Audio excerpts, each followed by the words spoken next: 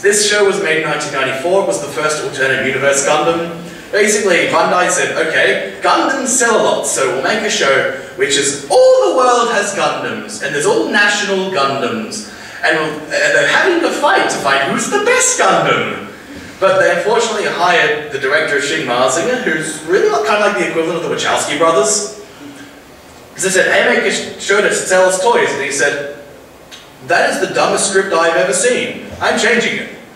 And so while it is still a friendly story about really racist stereotypes having a friendly fight to find who's the best, there's a lot of subplot based around the main character whose father was involved in a secret weapon development project that goes horribly wrong and kind of messes everything up.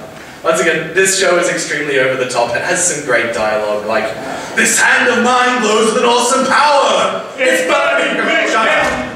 It's burning grip tells me to defeat you! Take this, my love, my anger, and all my son. Shut up, you!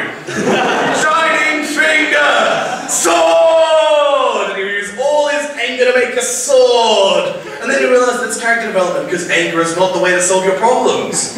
You're, oh, that's cool. And there's also a German ninja who can appear out of people's shadows.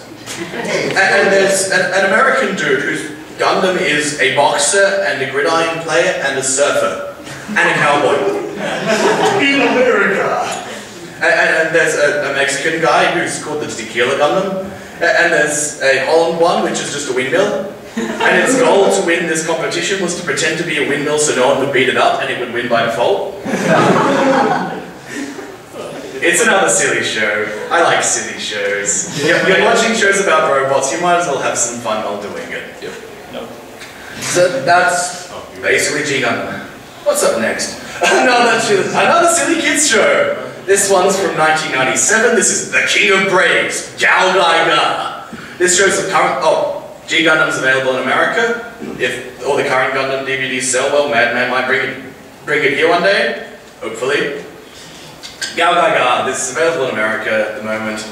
It's a show about some evil aliens that use machines and trying to take over the world. How many Yusha series were there before? I'll get to that. Okay. There's evil aliens, they're trying to take over the world. There's a secret organization dedicated to stopping them. They use ancient alien technology. I guess I'll talk about here, why is G for robots? Can anyone name some of the titles I mentioned today? Gundam. Gundam? Gundam. Yep. Gal Gaiga. Yep. And like Garen Lagan. So has anyone noticed a common theme with these titles so far? G-Gundam. G is the best. They all start with the letter G. G is for robot. Gal Gaiga, one could say it's twice the manliness because there's 3 G's in its name. G is for God. The name of the secret organization is 3G. They use the mysterious energy known as the G-Stone.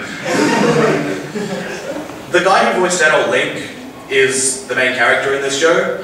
So shows a lot.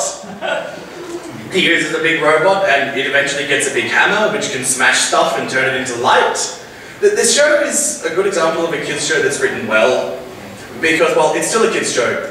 Villains will try to do a plan which is easy to beat. Heroes will work out way to beat it. Big explosion happens. Next episode, villains do a plan to beat the heroes. Heroes beat it, and so on. Even so, one of the things that really defines a good kids show that's formulaic from a bad kids show that's formulaic is that a good kids show will introduce some ideas, some weapons, some techniques, some characters, and the villains will actually find ways to work around their abilities, so they have to actually work together as a team to find creative solutions to the problems. And this show's very good with that. There's like the rescue crew that have to actually find ways to stun enemies or use some freezing and fire shots to try and stop stuff. There's the big hammer that has to be a hammer. There's a bunch of tools, like a giant set of pliers for this thing. And it all works together. It's a very teamwork show, it's a very friendship show, but it's a good one. It's also the last of a long series of franchises that occurred, a franchise that occurred in the 90s. A lot of the shows from that all have their own individual strengths. Like, one of them was just a really good teamwork show. One of them did some strange, clever things, like the twist at the end is that they were working for a toy company trying to make a robot show. Another of them was just a really insane gag show from the director of XL Saga.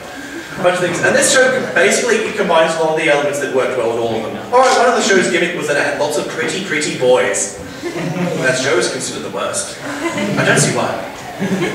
Yeah, you want to say anything about that? Things? You heard it from him first. Tell me about how many glasses stopped halfway with dubbing. Alright, yeah, there was a dub, and it's actually a pretty cool dub. Like, Dan Green voices the manly chief of the Secret Force.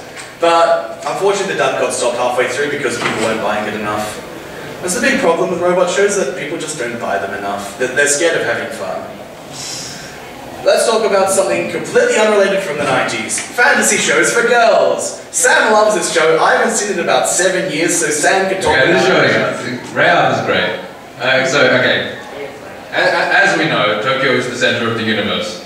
So we have these 3 high school girls who are at Tokyo Tower, and then suddenly they're in a fantasy world, right? So you have first half of the series going wandering around. There's monsters, you know, we find swords and armor, but it turns out the armor is actually giant robots who are also gods, kind of.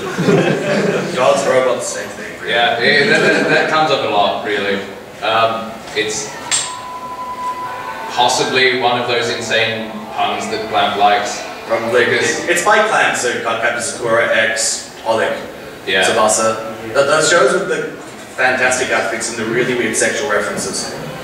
So yeah, you've got all of that Clamp stuff, but you also got, you know, just really kind of weird playing with fantasy tropes. So you've got, you know, your people just sent to another world. And it's like, oh, we must fight this evil king, well, priest. And it's like, no, we're actually here to kill, like, the benevolent god empress of the world. Sorry. You're going to spend the next season angsting about it. Tears are good. Tears at character death. And yeah, Rayout's pretty good. Yeah, Rayout is great. It's really what you want to be watching if you want like a fantasy robot show. Yeah. Speaking of fantasy robot shows, I think the next one is Escaflowne. This was a show made in about 1997. A lot of the creative involvement was one of the creative people behind Macross. Unfortunately, that particular creator behind Macross is insane. So it is a show about a young girl who's late for school one day, encounters a dragon which a handsome fellow with a sword defeats. She gets taken to a fantasy world, and then a love triangle ensues, and there's an evil empire, and there's... And it turns out you can actually foretell the future with the tarot. Yeah, it turns out playing with tarot cards makes you good at predicting the future, which is really handy because all the villains have ridiculously overpowered robots. They have flamethrowers, they have spikes that can be used as sniper rifles,